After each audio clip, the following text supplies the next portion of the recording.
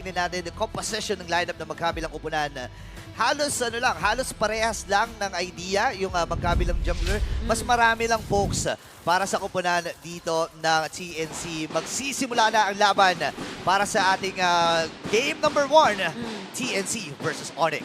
Na-point out kanina yung may expect natin na early game na manggagaling sa side ng Onyx kontra dito sa TNC. Pero parang merong kahit papaano gustong gawing pag-compensate din ang TNC dahil gusto nilang makarotate ng mabilisan by picking up the Wilderness Blessing ulit para sa dalawang mid nila. And speaking of rotation, ang naging decision dito ng Onyx, ilagay yung kanilang mid lane dun sa XP. So magpapa-level 2 sila dun sa Roam. Ngayon, level 2 na si Yoshino. Pag nakuha niya pa tong Lito, ito yung magiging perfect scenario. Kasi may changes na, di ba, sa EXP natin. Oo.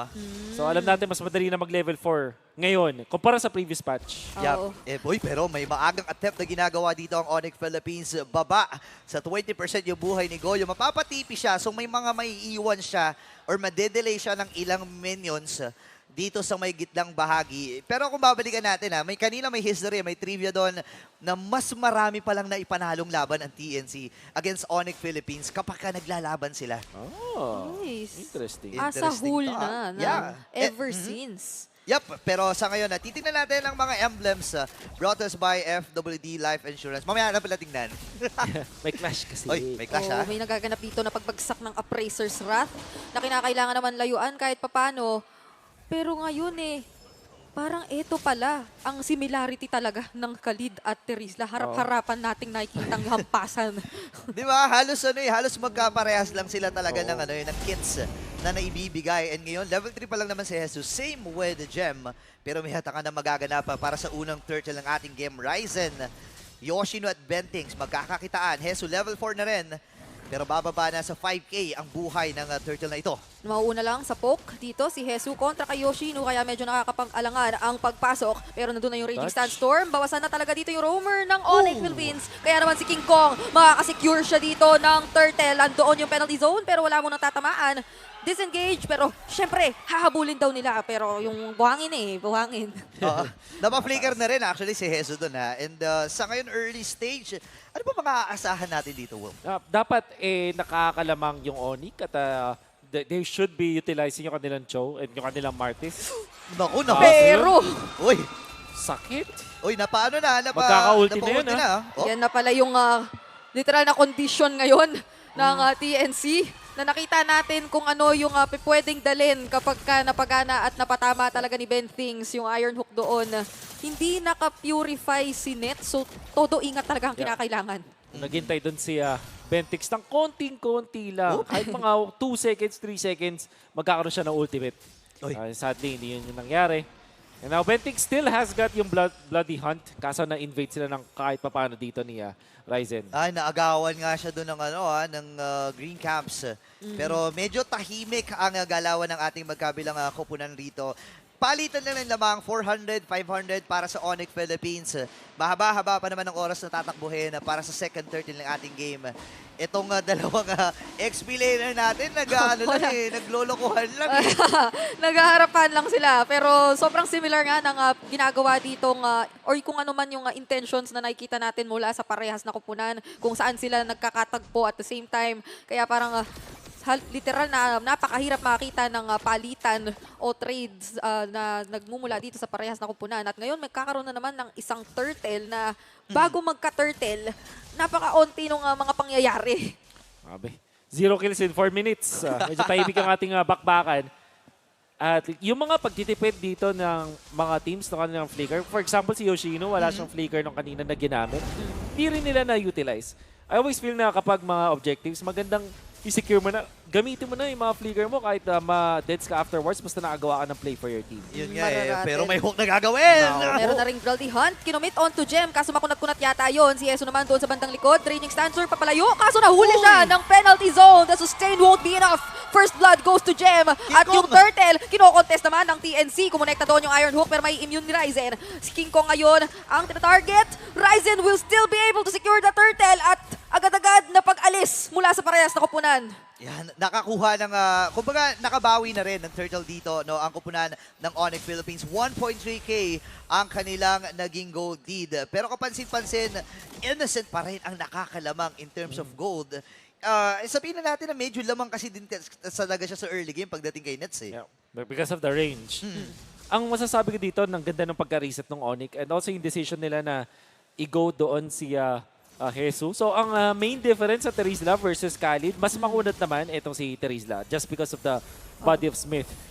Lalo-lalo na sa build ngayon ng mga Khalid, pang-assassin eh. Naku, nakagat ha. Pero bang gusto nilang i-assassinate yata rito ay si Ben Things.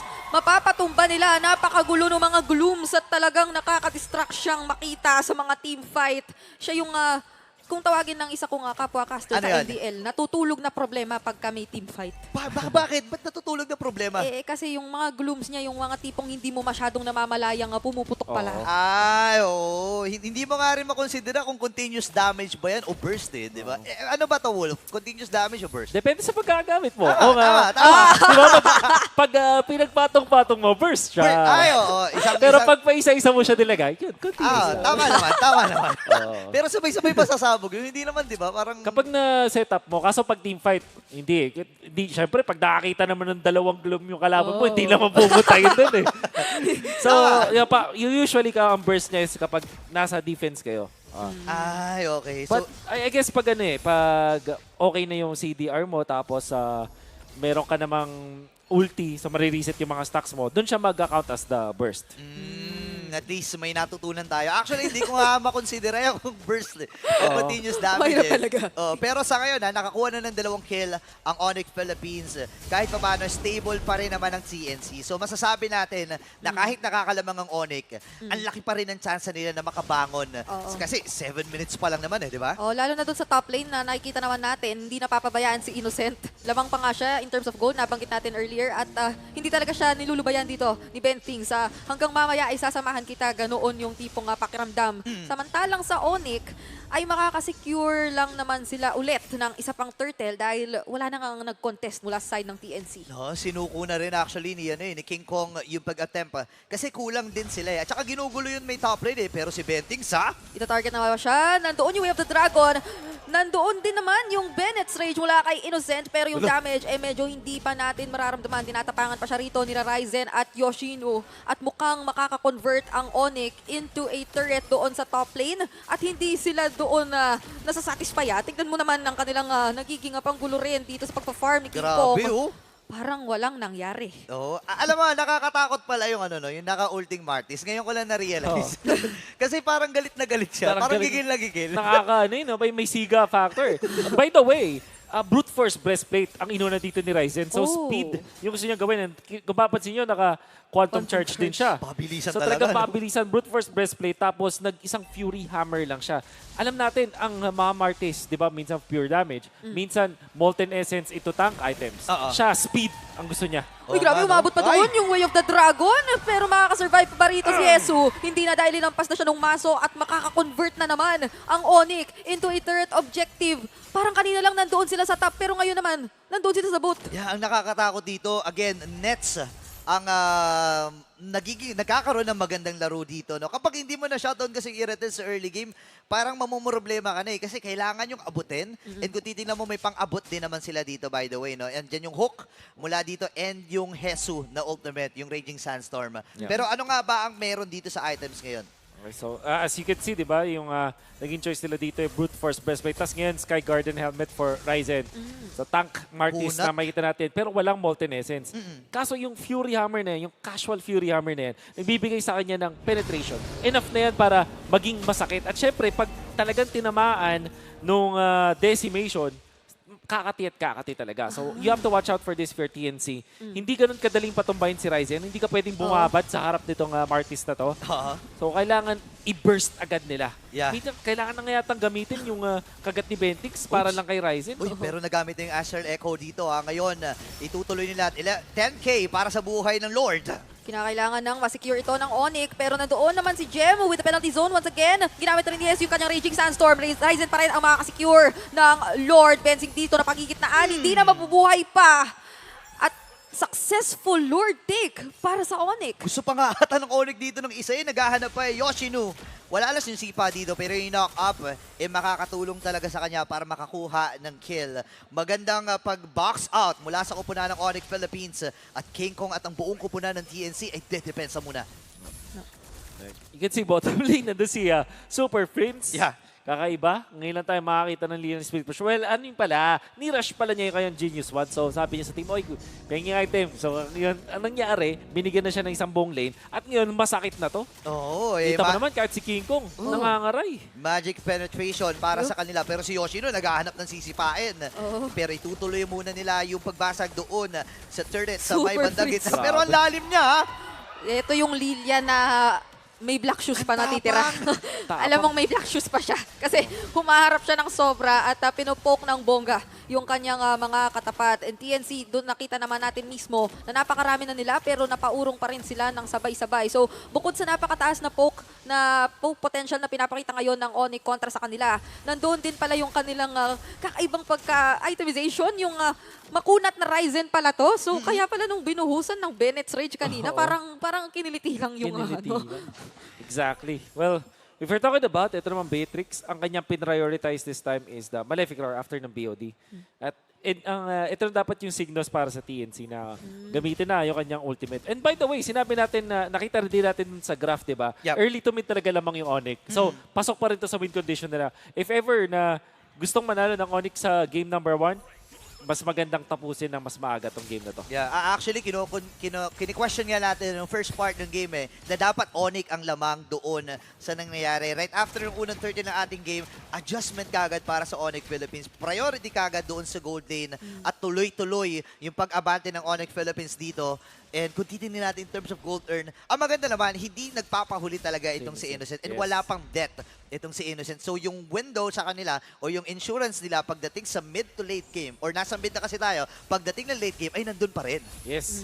Yung Franco Beatrix or Novaria Beatrix or Novaria Franco, yung trio na yun, sinasabi natin, kahit anong klaseng combo, masakit pagdating ng late game. Lahat sila nagsiscale at lahat sila ay may win condition na naibibigay. So, kahit lamang dito yung Onyx, napakataas ng chance na makabawi ang TNC. Uy, may consistency na gagawin. Yoshino ata ang ipitin niya at nakagat! Flicker kagat para naman dito kay Yoshino. Siya na ay tuluyang mapapatumba. Pero yung mga glooms na nagmumula kay Super Prince, todo gulo. Kaya naman mapapalayo muna sila. Hesu doon, hindi naman susustain yung damage dahil nakapagitna sa 4 at nabawasan ng isang miyembro yung parehas na kupunan bago tayo magkaroon ng Lord. Nako, delikado ata dito. Yung setup, main setup, ang nawala dito sa Onyx Philippines habang si Hesu naman ang nakuha sa TNC. 1-for-1, pero makikita natin kung gaano kalaki ang impact niyan. Tingnan mo naman kung paano mong gulo ang kupunan ng Onyx Philippines, even sa purple buff dito ni King Kong. Oo, nararamdaman nga lang din ni Super Prince yung damage. Kaso buti na lang may Black Shoes. Op. Bennett's Rage